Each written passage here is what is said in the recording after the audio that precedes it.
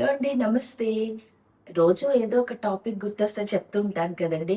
ఈరోజొచ్చేసి గొంతు బాలేదు ఏమనుకోకండి. గొంతు పోయింది చల్లటి నీళ్ళు తాగేసరికి.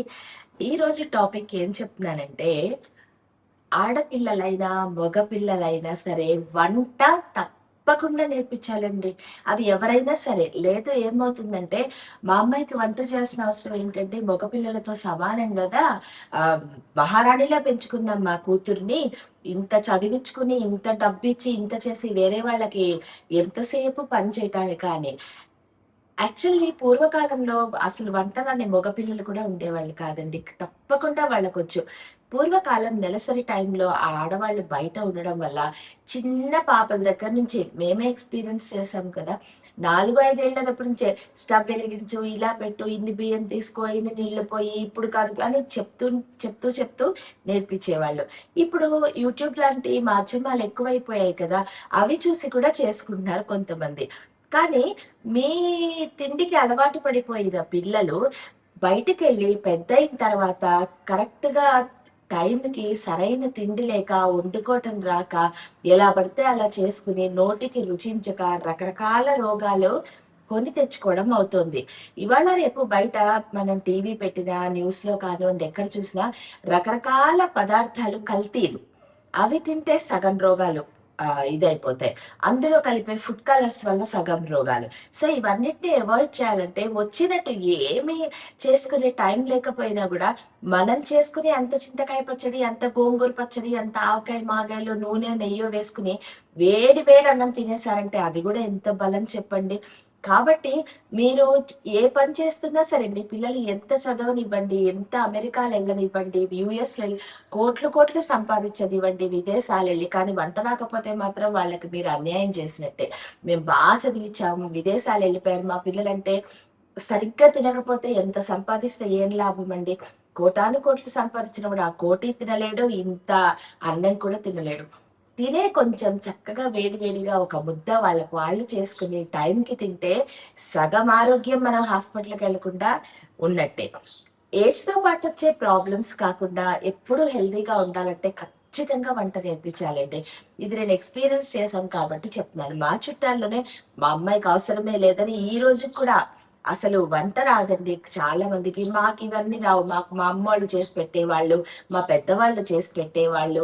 మాకివి ఈ పనులు రావు, ఇలా చేయటం రాదు, అలా చేయటం రాదు, ఈ పని చేత కాదు అంటే వాళ్ళ పిల్లలు గూడా పెద్దయిపోయి వాళ్ళనే ఎక్కిరించి పిల్లలు బుద్ధ పెడితే తప్ప తినలేని స్థితిలో తల్లులు ఉండకూడదు.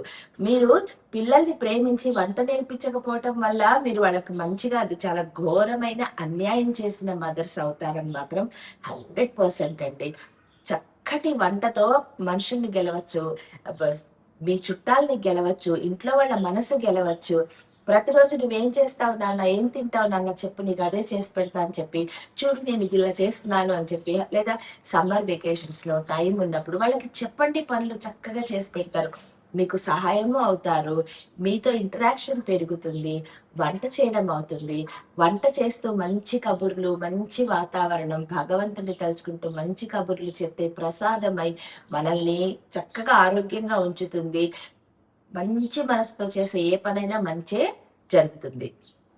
ఎప్పుడు తిడుతూ ఆహ్, భగవంతుడిని దూషిస్తూ, పక్క వాళ్ళ మీద నేరాలు చెప్పుకుంటూ చేసే వంట విషం విషంతో సమానం. అది ప్రసాదంగా అవ్వదు. కాబట్టి ఏ మీ పారంపరిక పారం అంటే వంశపారంపర్యంగా చేసే చక్కటి ఎంతోమంది చాలా బాగా వంట చేస్తారు. కానీ వాళ్ళ పిల్లలకి అది చేత కాదు. మరది వాళ్ళ పిల్లలకి కూడా పెట్టుకొని వాళ్ళ జనరేషన్‌ని మంచిగా పెంచాలంటే ఏం చేయాలి? వంట చేయాలి. కాబట్టి తల్లులు ఆడపిల్లలు, మగపిల్లలే కాదు ఇద్దరికీ కూడా మగపిల్లలకైతే ఇంకా కంపల్సరీ నేర్పించాలండి. వాళ్ళొక్కళ్ళు ఉండి హాస్టల్స్‌లో ఉండినా, వచ్చే భార్యకి వెంటనే వంట రాకపోయినా చక్కగా కడుపు నిండా చేసి పెట్టేటట్టయితే హెల్తీగా ఉంటారు. అల్లుడు హెల్ప్ చేయాలి. కొడుకు ఏ పని చేయకూడదు. ఇలా ఆలోచించే తల్లులు కూడా ఉంటారు. ప్రాపర్‌గా చక్కటి భోజనం అనుబంధాల్ని గూడా దగ్గర చేస్తుందండి. మంచి భోజనం, మంచి వాతావరణం కదా! కాబట్టి చక్కగా వంట చేయడం అది కూడా తీరుగా కింద పోసి, మీద పోసి, ఇటు పడేసి, అటు పడేసి, స్టవ్ అంతా పడిపోయి, డర్టీగా ఉంచేసి అలా కాకుండా చక్కగా శుచి, శుభ్రతలతోటి వాళ్ళకి మీరు ప్రతి మదర్ ఒక 40 ఇయర్స్ వచ్చిందంటే పర్ఫెక్ట్ అయిపోతారు. కిచెన్‌లో పని చేసుకోవటం గానీ, తీరుగా, ఒద్దికగా, పొందికగా ఎలా చేసుకోవాలి, ఎంత వాడాలి, ఏది వేస్ట్ చేయకూడదు, ఎట్లా తెచ్చుకోవాలి, ఎంతమందుంటే ఎంత వంట చేయాలి, ఎంత కొలతలు కావాలి, ఇట్లా ఒద్దికగా, పొందికగా, పొదుపుగా నేర్పారంటే చక్కగా సంపాదించడమే కాదండి, సంపాదించిన దాన్ని సక్రమంగా ఉపయోగించటం గూడా మన పిల్లలకి హెల్ప్ అవుతుంది. వాళ్ళ పిల్లలకి వాళ్ళని చూసి హెల్ప్ అవుతుంది. కాబట్టి ఇది కుటుంబానికి అంతటికి మేలు చేస్తుంది కాబట్టి మీరు కిచెన్‌లో చేసే ప్రతి పని మీ పిల్లలకు కూడా నేర్పండి. చక్కటి భోజనం జీవితాంతం వాళ్ళు తినేలాగా, ఆరోగ్యంగా ఉండేలాగా మాత్రం ఇది తోడ్పడుతుంది. ఈరోజు ఎందుకో నేను వంట చేస్తుంటే నాకు ఈ ఆలోచనొచ్చిందండి. మా ఇంట్లో ఏది చేసినా ఎంత బావుంది, ఎంత బావుంది, ఎంత బావుంది. అమ్మమ్మ ఇది ఎంత బా చేసావు. నాకు నేర్పించాలా. పిల్లలు ఇంట్రెస్టింగ్‌గా నేర్చుకుంటారు. మనం చేసి పెడితేనే కదా! వాళ్ళు కూడా హెల్తీగా ఉంటారు. ఇది ఆలోచిస్తుంటే మీకు చెప్పాలనిపించింది. Thank you.